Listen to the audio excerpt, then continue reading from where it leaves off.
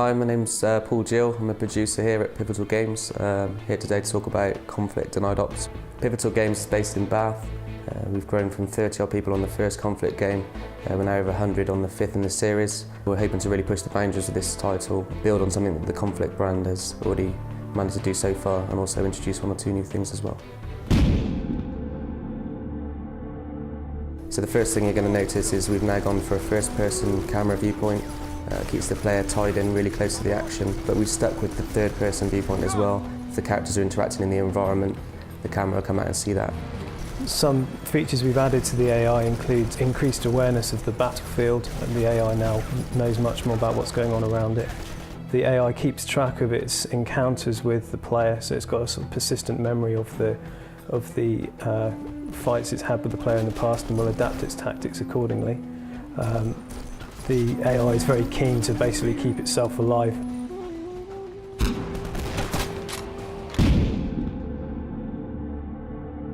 So the theme behind the game is the CIA and the SAD division, which is the Special Activities Division. This is a covert arm of the CIA.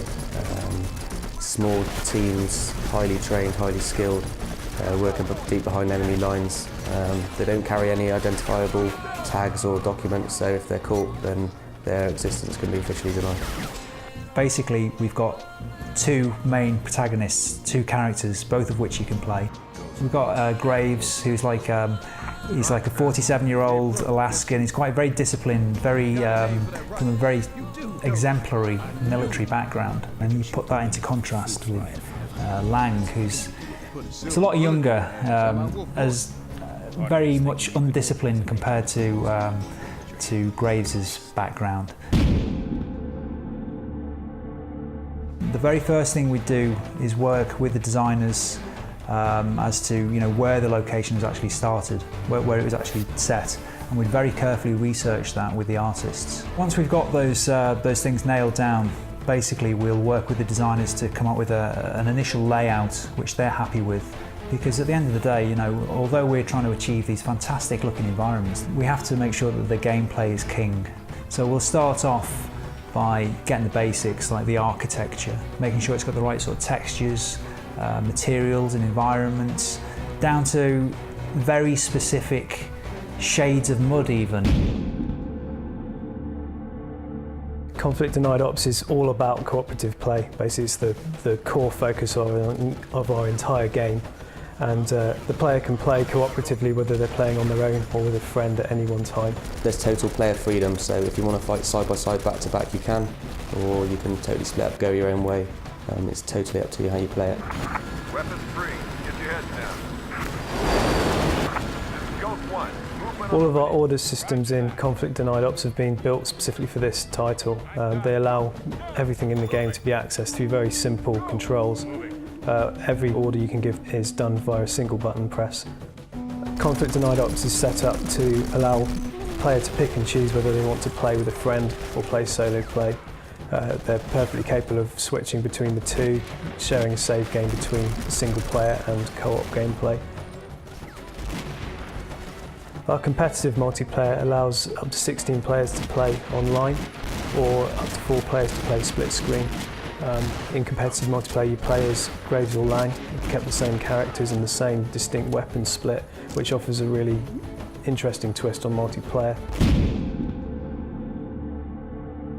The big thing with the new Conflict title is that we wanted to make fantastic, beautiful environments, but ultimately we wanted to be able to destroy them as well. So the golden rule with the creation of all of these environments is basically they have to be plausible. If it looks like it can be destroyed, there's every chance it can be destroyed. In previous games, such as Conflict Vietnam, Conflict Desert Storm, we used physics fairly sparingly. Recently, with the next-gen consoles, we're able to do a lot more. We can have physics on a huge number of objects around the level. Literally hundreds of things have physics on them. From your high-impact explosive set pieces all the way down to destruction that affects gameplay.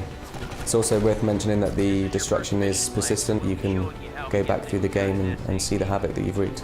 Persistent level damage is basically damage that remains there, so that when you return to it later after destroying something, it is still destroyed as you left it before.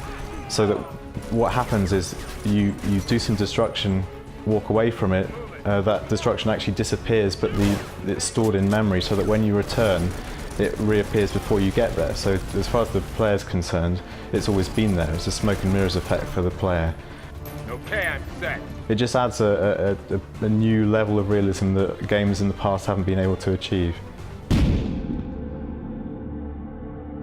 One of the most exciting things about the new Conflict game is that we've got such a huge variety of different environments which is set throughout the entire world.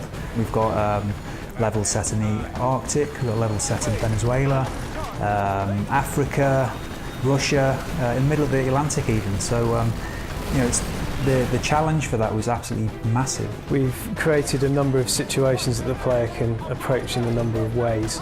Players can target explosive objects and set enemies on fire.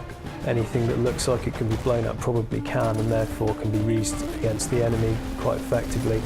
The player can also shred cover, blowing up physics objects, taking out vehicles and basically forming cover on the fly with those.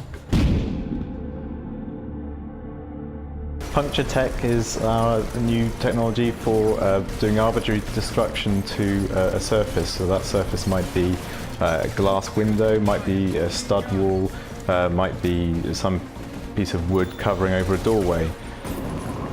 Go, now! Moving up. If it's a flimsy looking environment and it looks like it's going to blow or it's going to destroy, then that's what we have to provide. It's got to be consistent. We can't break the rule. That's the really difficult thing. I mean, there's a lot of games that probably just say, oh, well, that's too difficult, we won't do it there. We'll leave that, you know. Whereas with us, the big important thing is it is consistent throughout the entire game. Puncture tech is load bearing, so the unsupported sections will fall away. You can shoot whatever shape you want in the surface and that will fall away. This allows a totally new and I think quite exciting game dynamic. You can shoot out sections the right size and shape for you to actually go through. You can literally blast your way through the surface. As a franchise, we've enjoyed fantastic success with the Conflict brand, but now is the time to kind of really get that initial ambition that we set out to achieve in the very first game and really push it on a next-gen product.